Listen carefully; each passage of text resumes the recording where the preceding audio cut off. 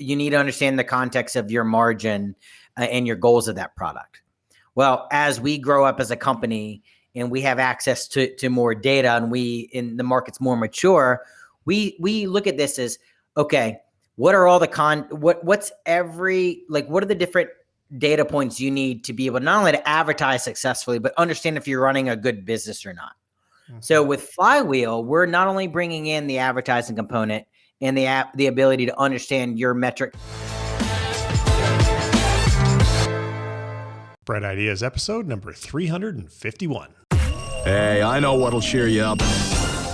Welcome to the Bright Ideas Podcast, where we let proven experts help you to find the next bright idea to implement in your business today. And now, here's your host, Trent Deersmith. This is unbelievable. This true force has never been fully understood. Hey there, everybody. Welcome back to another episode of the Bright Ideas Podcast. As always, I'm your host, Trent Deersmith, and I'm here to share the stories of today's leading online business owners, and more importantly, to help you extract all the best golden nuggets so that you can implement them in your business starting today. My guest on the show today is a fellow by the name of Jason Magee, and we're going to introduce him in just a moment. A couple of housekeeping items before that. First off, if you are an aspiring Amazon reseller, or you have an Amazon reseller business, but it's not big enough yet, and you would like to hang around with other folks with similar goals, we've got a Facebook group for that, and you can get to it at brightideas.co/Facebook. And if you're not yet following me on Twitter, I strongly encourage that you do, because I've started to finally use the platform as a way of sharing content, growth hacks, and things that I'm learning from the episodes and other places that I study. And I'm not sharing these anywhere else but on Twitter. So make sure you follow me at Trent Deersmith. And finally, a word now from our sponsor. Today's episode is brought to you by Flowster. If you run an e-commerce business and are struggling to effectively delegate your highly repetitive work to your team, Flowster's workflow management software and pre-made e-commerce playbooks make hiring, training, and delegating to your team an absolute breeze. Check it out today at flowster.app.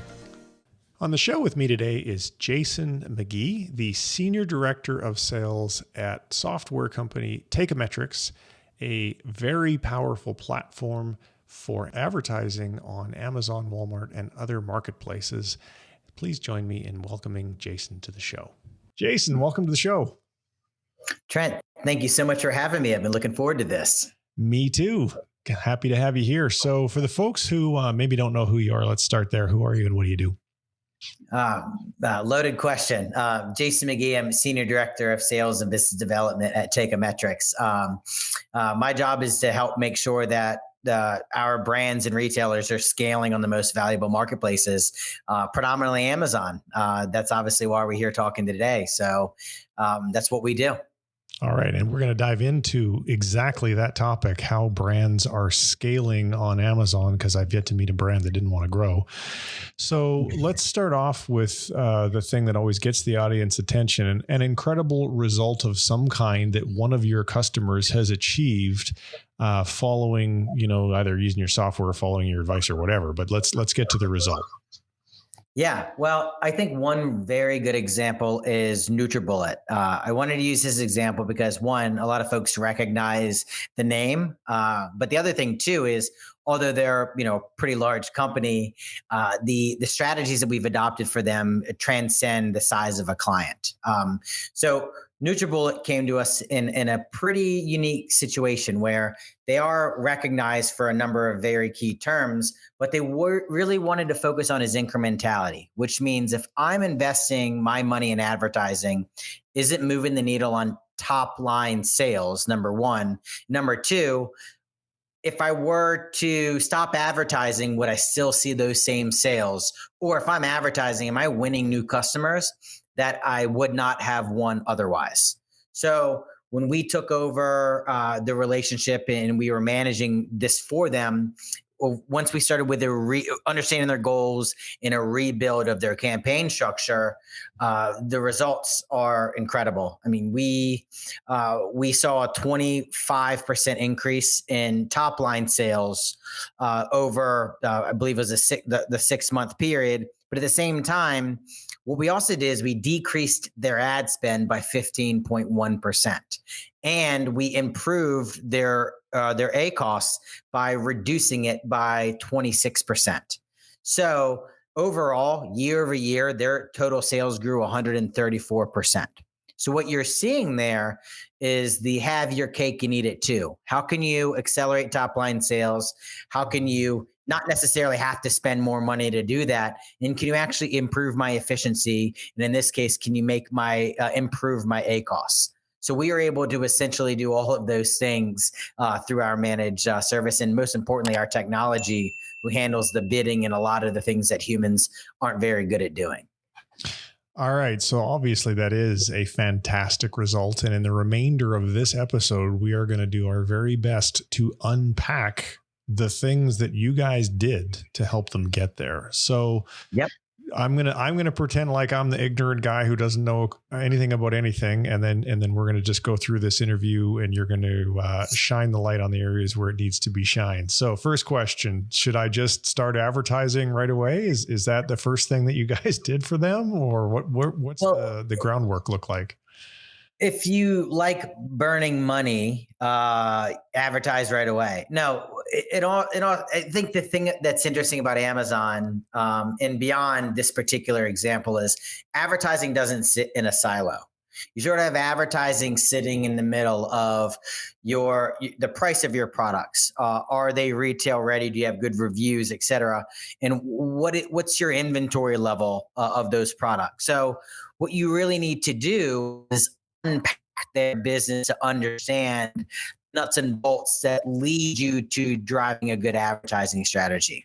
So number one, you want to understand what are the most important business metrics, such as top line sales, profitability at a company level, as well as advertising performance. And another metric we look at is TACoS, which is total advertising cost of sales, which means take your ad spend into total revenue, not just your ad revenue, to understand over the course of time, is my ad spend moving the needle on top line revenue? So number one is understanding business metrics. Number two is understanding product metrics. Down to the SKU level, what is your profitability pre and post advertising to understand what your sort of break even ACoS or ROAS is?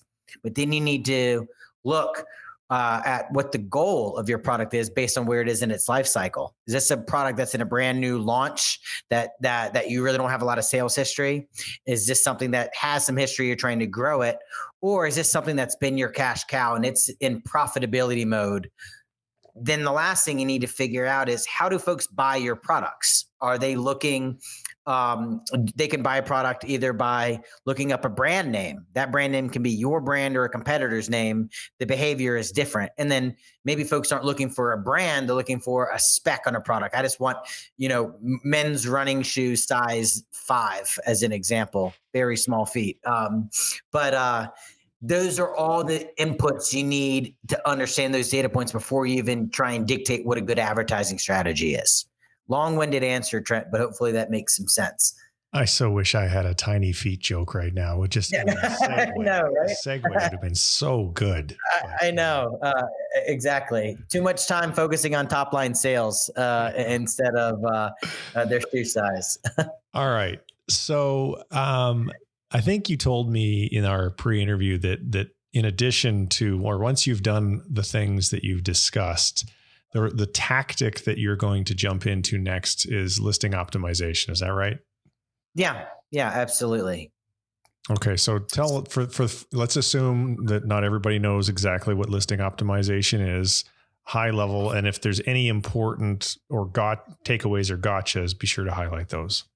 Yeah. I think a couple things. Think about listing optimization. Like if you're walking into a physical store and you see a product on a shelf, when you think about, and like, how does that product resonate with you? Does it make you want to buy it? Now, when you look at online with Amazon, that's a mixture of the title of the product. When I read the title, does it jump out at me as a product that I need or worth me clicking on? Once I click on that product, I also want to look at the images. do I have good images that highlight what the product actually looks like? Are there, a wise person once told me I should be able to make an entire buying decision on a product on images alone, especially as we live in a more mobile world. Can I go and look and scroll through all the images? Can I see the product in its entire? So what are some because images it's a rather vague term. It's not just a picture of the product. So describe best practices for images because they are so incredibly powerful on mobile. Well, number one, best practice is you need, on Amazon, for instance, you have to have a white background, and it has to be a high res image that you actually can see the product and it's not muffled at all. But once they click on that first image, they start looking at other ones. You want to start looking at things that accentuate features of that product, like an infographic overlay that has maybe a water bottle, but it actually calls out what the water bottle is made of. So you can see, oh, this is aluminum. This is an alloy that's going to retain heat. You want to see a lifestyle image, which is, oh, there's a man or a lady hiking in the woods and they have it clipped to their backpack. I now can make an association with that. Like, oh, okay, get it, for the outdoor enthusiasts. And then another one is video. Like within the slots for an image, you actually can put a video as well. So within that, I don't want to put a number on it because it may change, but let's call it the 7 or 8 slots on Amazon that you can fill up with images and video. Does it actually highlight every side, side or component of the product so I can see the product? Does it actually describe the product with me? Like if it's an electronic device, like an Apple charger, like which models it is associated with? Is there other images that just get my attention as a consumer looking for a product? So you're right, Trent. It's not just the actual image of the product. It's everything that goes into being as close as you can to see, feel, smell it. Are you telling that story through the images as well? I've even seen companies promoting related products in the images. So they should they want you to buy product B and product A. So in the images for product A and in the images for product B, they're also showing the other product to show you how well they go together. Absolutely. And then one other thing there is like it's a whole idea about creating a brand on a channel like Amazon. It's better than it's ever been to do that. But not even in the images. When you think about advertising, a product display page or a PDP has numerous ad spots there too. It's a great opportunity to cross-reference and promote a complementary item as well. If you sell the Keurig, you want to sell the coffee with it, as an example. So there's just a lot more that goes into it than just that. Okay. So once listing optimization is complete, which is title, bullet points, images, enhanced brand content. So you've got your shiny image, your shiny listing, and it's raring to go. What are you going to do next? So just to highlight that point, in my opinion, there's nothing more important than actually having a product listing being optimized. But once it's optimized, it's a tree falling down in the woods, right? Yeah. Nobody's there to see whether it makes a sound. How do you make sure that people hear that sound? Number one, most powerful way to do that is advertising. Advertising is on marketplaces like Amazon is arguably the most powerful direct response weapon ever devised. So the way you should think about this is the most fundamental way to advertise is through sponsored product advertising. This is something that is search-based, which is if I go into Amazon and I'm going to type in keywords, I want to make sure my product shows up for a consumer searching those keywords. You want to run sponsored product advertising for that as a minimum baseline. That way, you can leverage the power of advertising to get your product promoted, even if it doesn't rank that well organically. So most fundamental step is to run sponsored product advertising, which is going to be a blend of automatic and manual campaigns. We can get into that as well. But yeah, advertising is the ante to play the game or the toll to get on the sales highway on Amazon. All right. So We talked a little bit in our pre-interview about, you said understand the inputs and then segment your campaigns based upon various stages of the buyer journey or the funnel. Can you talk a little bit more about that? Yeah, there are a couple ways to think about this. Number one, I mentioned shopper segmentation earlier, which means let's just use an example that I am Yeti mugs, Yeti coolers as an example.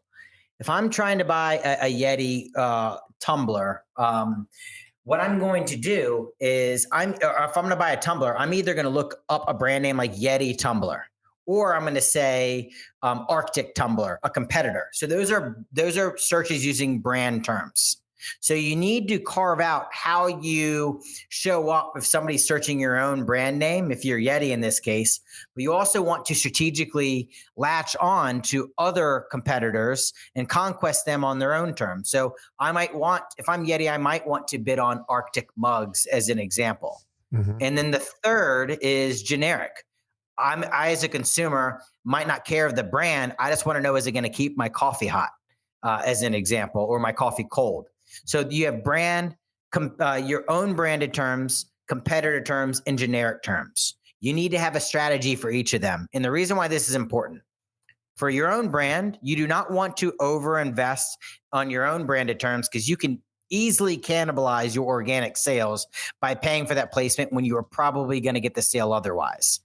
Your cost per click for those keywords should be the lowest of the three.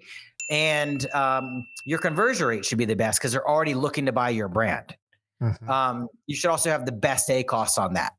On the opposite end, if I'm Yeti and I'm trying to conquest against Arctic, I know somebody's already deep in somebody else's buyer journey. If I should be comfortable spending more money, having a higher ACoS, understand that it's going to be more costly for me to do that. But if I get that sale off a competitor's term, that is absolutely incremental to my business. I would not have gotten that sale outside of advertising. So higher cost per click, higher ACoS, lower ROAS by design. And then somewhere in the middle is generic terms. Sort of medium level incrementality. You might be able to get the sale without advertising. Probably not. But you also don't want to be so aggressive on that where, it doesn't help you hit your overarching goals of ACoS, TACoS, et cetera. So it's really important you think about if you, as a consumer, how they're going to search for your products. So that's number one, is segment it out by how shoppers search for products. There's a lot of mistakes that can be made with advertising.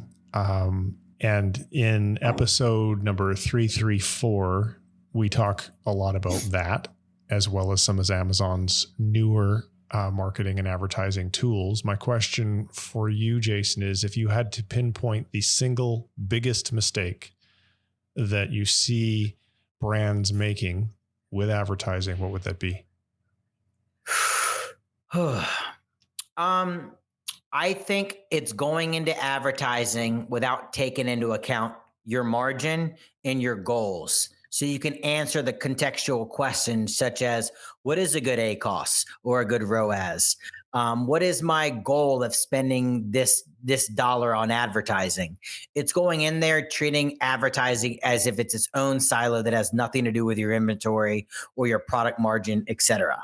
Because everything becomes contextual. If you don't know your margins, is a 20% ACoS good?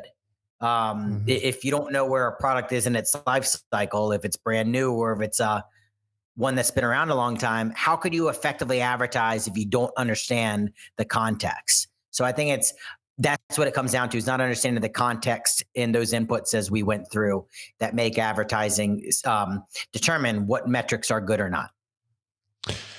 So the company you work for, Takeometrics, it is software for advertising, but you're more than just an ad platform. We talked a little bit about this flywheel 2.0 thing. And if you asked me to describe it, I couldn't. So I'm going to ask you to describe it. What's this flywheel thing all about? Well, we're hiring. So maybe if you could have described it, not that you'd want to get out of your own software gang, but so think about it this way. If you look at the evolution of Takeometrics, like we were one of Amazon's first API partners, and we built back in the day when advertising first came out, we built something that was very ad focused. But what we realized when we released our first iteration of Flywheel, which is just what I said, you need to understand the context of your margin and your goals of that product.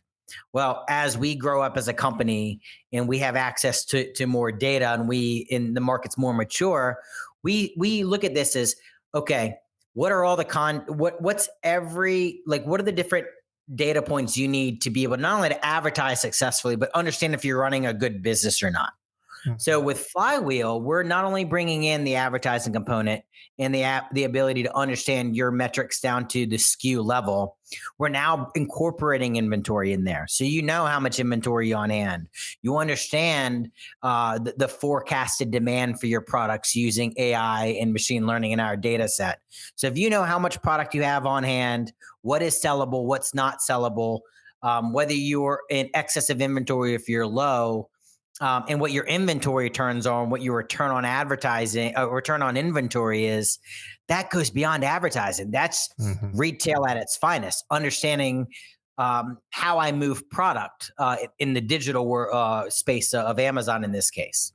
The other thing that's really interesting that we're releasing with Flywheel 2.0 is the ability to understand market intelligence. What is your brand coverage of search? What is your share of voice for your own branded terms, for competitor terms, and in generic terms to know, hey, where should I place my next dollar? What product should I be moving? And then lastly, preferred financing. The ability, we understand emerging brands, like capital is key. You need to be able to fund your business. But our approach is, yes, you can go and find bits and pieces of this everywhere. We know the average seller has between 10 to 14 different tools that's connected on their MWS API and Amazon. They don't talk to each other. So if you have all these reference points and they all talk to each other, you had the connections made for you to know exactly what you should be doing with that. I've said this before, I'll say it again. Data, people would like to say data is oil. I think data is sort of unrefined oil that's still in the ground. If you can't pull it out of the ground and actually refine it to make it useful, in other words, if this data doesn't talk to each other and lead to actions you should be taking, then it's not useful at all. So that's exactly what we're doing here. So imagine a marketplace optimization platform that ties in advertising, profitability, business metrics, inventory, market intelligence into one, and those systems talk to each other. That's what Flywheel 2.0 is. And that's what we've learned from our clients that they need. That's what we've been building here, and we've been releasing it in an iterative approach. So what we're going to do, because, talking about the ins and outs of the software and how to actually use it to get all these kind of results is not normally the type of thing that I would go into in a podcast episode. So we are actually going to be doing a live stream webinar on February the 11th. And Jason is going to be doing a screen share, and we're going to be taking questions, and he's going to be showing how to do all of these things. Like, for example, bid management, which is going to be, to try and do that manually is probably ridiculously complicated. So if you'd like to get registered for that, just go to flowster.app/takeametrics. And that's spelled TEIKA metrics. So Flowster, I had to really see that one. You did, and you actually got our name right. I know we were talking about that before, like Jason, 70% chance I still messed it up, but you nailed it, Trent. I used to call it Teakametrics for years. That's the backstory on that little inside joke. Everybody does. But you know what? Hey, for everybody who does care, Teika means market price in Japanese. So it's market price metrics. So there's actually, one quick thing on that is Alistair McLean-Foreman, our CEO, was one of the first third-party sellers on Amazon back in 2003. And he was so cliche, went to Harvard, ran track at Harvard, was at a track meet in Tokyo, and realized that the coaches of the Japanese teams were taking like BMI, body mass index measurements before and after a race. He's like, if somebody's that calculated with how they treat their body, why don't we apply that that methodology and those processes to business, which is Teikametrics. Love it. So again, to get registered, go to flowster.app/takeametrics. The event will be held on February the 11th. If you're listening to this after February the 11th, there will be a recording at that same URL, so you will not miss out on the learning opportunities. And Jason is going to do a deep dive on how to use this very powerful software to get the kinds of results that we talked about early in this episode. So before we wrap up today, Jason, anything else that we should have talked about that isn't really super software specific that you want to add before we round up the episode?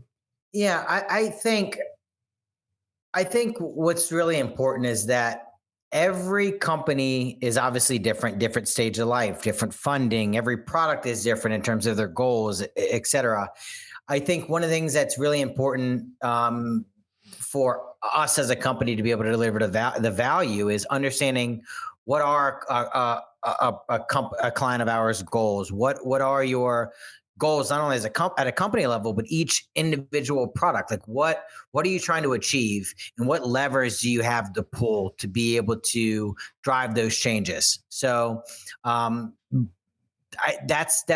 that's how you scale profitably, is knowing that. So I know what separates companies that really make it, Trent, and ones that don't is, do you understand the metrics, and do you have what you say? Do you have SOPs? Do you have repeatable, scalable processes that this is how you run the play? It's so incredibly important. That's why I was so excited to speak with you, because that's literally how you built the business. And I'm very fond of that, because it's boring and true if you just do it right. And thank you for reminding me, because I would have been remiss if I forgot to mention this. So we, in conjunction with Takeometrics, we here at Flowster have developed a number, I think there's 6 or 8, 7, 8, 9 pre-made standard operating procedures for using their software to get the most out of it. And if you'd like to check these out, they are actually a part of our Amazon Seller Playbook, and you can get basically a large collection of standard operating procedures for a brand that wants to operate their own Amazon Seller Central account.